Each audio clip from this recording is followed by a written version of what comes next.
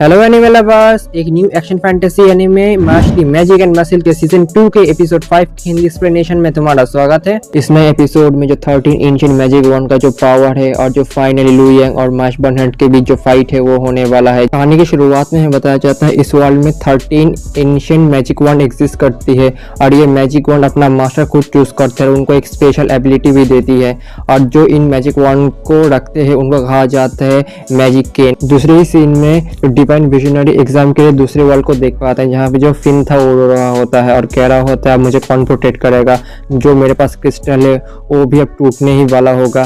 तभी दूसरी तरफ जो मैश वो कह रहा होता है मुझे जल्दी से फिन को ढूंढना होगा। तभी जो बाकी के दोस्त होंगे बहुत ही बुरी हालत में होंगे इस वक्त। तभी हम फिन को देख पाते हैं जो मेस के अंदर चलना शुरू कर देता है और सोचने लगता है जो मैश का डॉट का जो क्रिस्टल है वो टूट चुका है और जो मेरे पास क्रिस्टल है ये आखिरी क्रिस्टल है हमारे टीम को जीतने के लिए और मुझे इस क्रिस्टल को किसी भी हालत में प्रोटेक्ट करना होगा मेरी लाइफ को देके भी। तभी हम देख पाते हो एक रूम के पास आ जाता है। तभी उस रूम के अंदर जो ऑर्कडोम का बंदा लू यांग था वो अब दूसरे ओपोनेंट को मार रहा होता है, कह रहा होता है तुम जैसे वीकलिंग मुझसे लड़ने आए हो।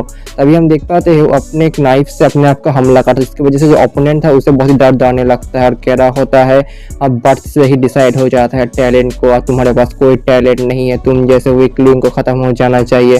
तभी वो उसके पास आता है, तभी वो उसको खत्म कर देता है और उसका जो मैजिक क्रिस्टल तो उसे तोड़ देता है। तभी उससे कहने लगता है तुम जैसे वीकलिंग को जो लाइफ मिली थी तुमको ऐसे ही जीना चाहिए था, मुझसे नहीं लड़ना चाहिए था।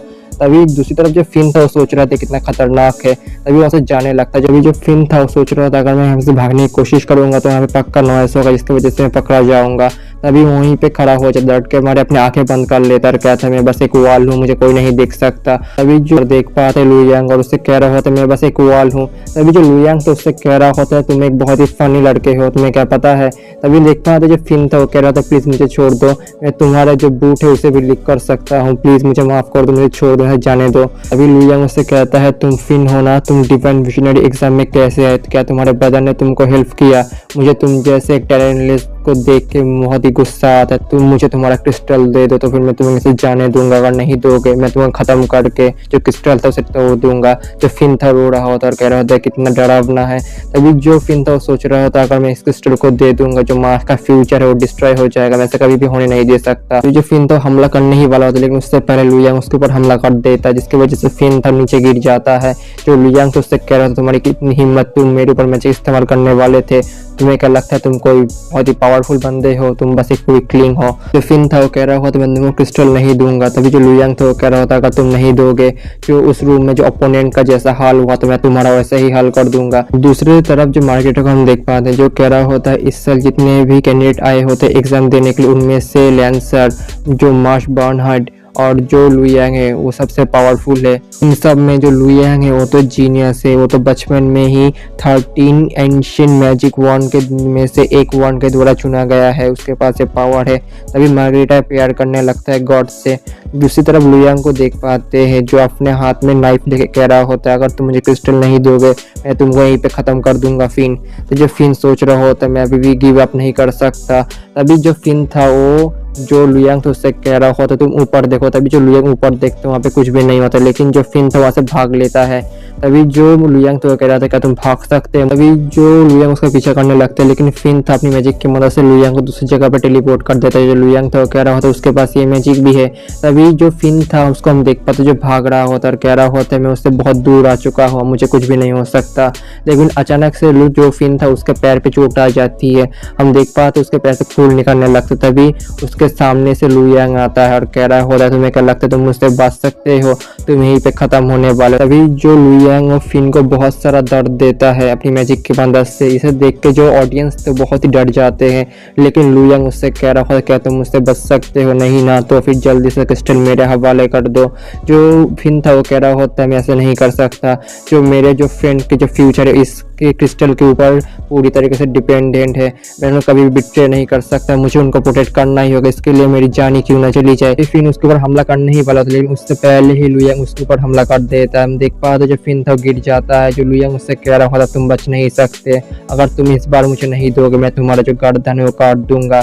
इसे देख के जो ऑडियंस तो डर रहे होते हैं लेकिन जो फिन था वो कह रहा होता है मैं मर जाऊंगा लेकिन नहीं दूंगा। अभी जो उन दोनों के फाइट के बीच जो मैश आ जाता है जो लू यांग उसे दूर फेंक देता है। जो फिन फिन था मैच को देख के खुश हो रहा होता, कह रहा तुम आखिरकार आ ही गए मैच।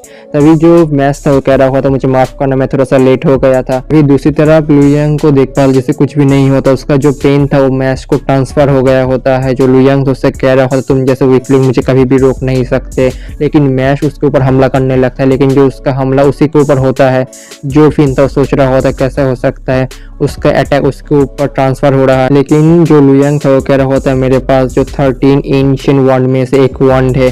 तभी हम देख पाते हैं लुयांग अपने ऊपर हमला करता है, जिसकी वजह से मैश को बहुत सारा दर्द होने लगता है और कहता है तो जब मैं पैदा हुआ था तब ये मेरे पास ही आ गया था, इसीलिए मैं बचपन में कभी भी पेन महसूस नहीं कर पाया, लेकिन अब तुम महसूस करोगे।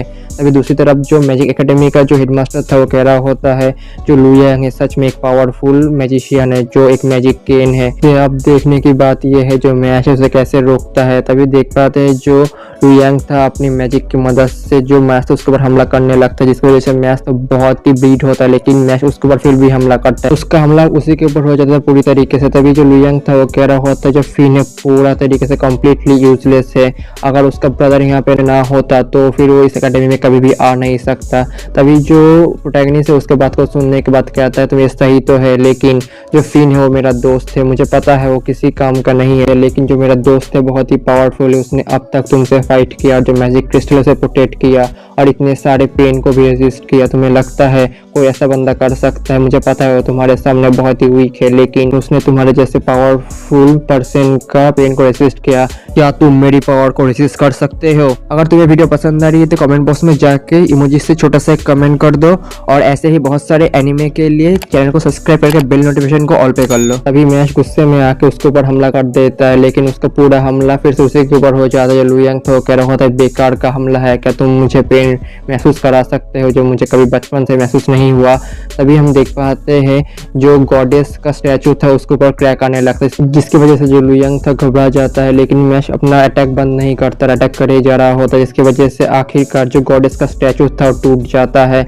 लेकिन अपना गॉडेस था पूरे गुस्से में आ जाता है, लुयांग को प्रोटेक्ट करने के लिए अपने फाइनल फॉर्म में ट्रांसफॉर्म हो जाता है।